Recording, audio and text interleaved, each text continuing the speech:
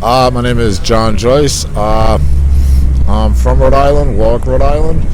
I'm an outreach worker for the Providence Center, which is a community mental health organization, and I work the streets of Providence specifically with people that are chronically homeless with mental health and addictions. I also run an advocacy organization called Rhode Island Homeless Advocacy Project, and it's a peer-to-peer organization with outreach, advocacy, action, and outreach.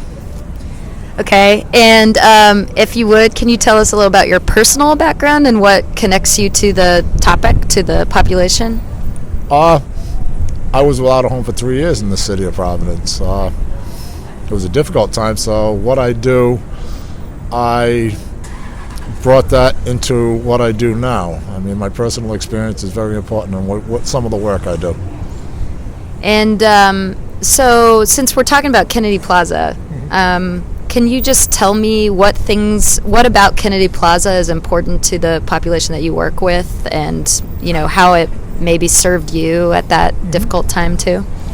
Well, it is a focal point. I mean, most of the shelters, when they do get out at 7 o'clock in the morning, you do take RIPTA. People without homes don't tend to drive Mercedes. I mean, transportation is definitely an issue. If you have no money, why do you have a car? Also at night when people are going to the shelters. But it's also a place where people meet to try to get connected where things are happening throughout the state, say the housing, jobs, case management. So it's a focal point in the morning and in the afternoons. Plus, having bathrooms. That's an important part of any city.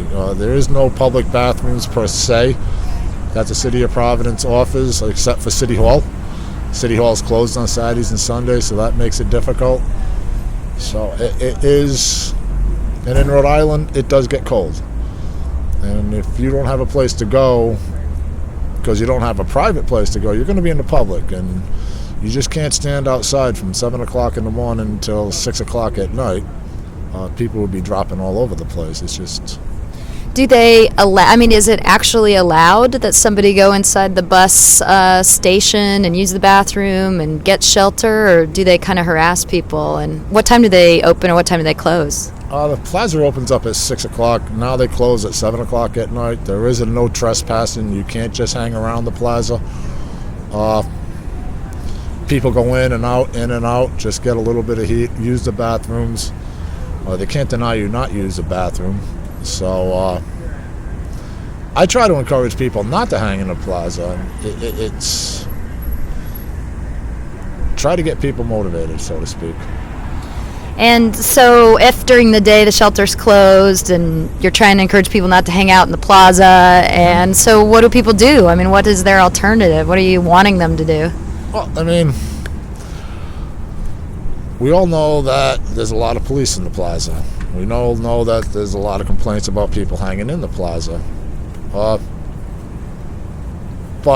instead of just turning a blind eye and pushing them individuals going, why don't you try to help the people that are trying to get people not just out of the plaza, but out of homelessness? And those conversations haven't come up yet. It's like eradicating something you don't want to see anymore. I know what they want to do. They want the bankers to come in out of their buildings and use that plaza. They want corporate America. They want people with money. I see what they do at Burnside Park. They want, they line up all the trucks so you got to buy food. But this isn't a one-class city. There's other people that utilize that plaza. Either they don't have a home, or they don't have a lot of money, or they're on disability, they're on fixed income, or they're disabled. If you want to gentrify, you better figure out what you want to do with your population. The majority of the people, they want to utilize that park is a small percentage of Providence, especially in this economy. How many homeless people do you estimate are in the area? On any given day? Yeah. Well, last year there was over 6,000 people in Rhode Island homeless, statewide. On any given day in the plaza, I can run into 100 to 200 people. And you know most people by name, or? First name, every single one of them. Yep. So you work with all of them. Right. You try to reach all of them. Mm-hmm. It's like a lot of work. I try to connect people that are the most vulnerable, people who's the chronic of the chronic, people who've been out there not just for a year, 2 years, 10 years, 15 years. That's the population that utilizes more of the services. I work for a housing first model. We put people right from the streets into permanent supportive housing. We're 90% successful that people maintain their housing. These are people with severe mental health, severe addictions are co-occurring. And guess what? It costs the state $8,000 less per year than it is to warehouse them. So we've got the solutions, but we need people in the city of Providence, even the people who are trying to move Kennedy Plaza. I mean, just don't eradicate the problem. We got the solutions. Come help us. I don't want to see people in the plaza. I don't want to work in the plaza. I don't want to work in this population anymore. I hope this madness ends. But if you look at statistics on who utilizes the buses, it's the poor in this state. And I got issues because that transportation is the only transportation they got. So what you're trying to do is make it one class downtown. I don't think they've done a study. I mean, how much do people actually make that use the bus? I take the bus every day. I mean, I utilize public transportation every day. I don't have a car. I work in social work. I don't make money. Shocking.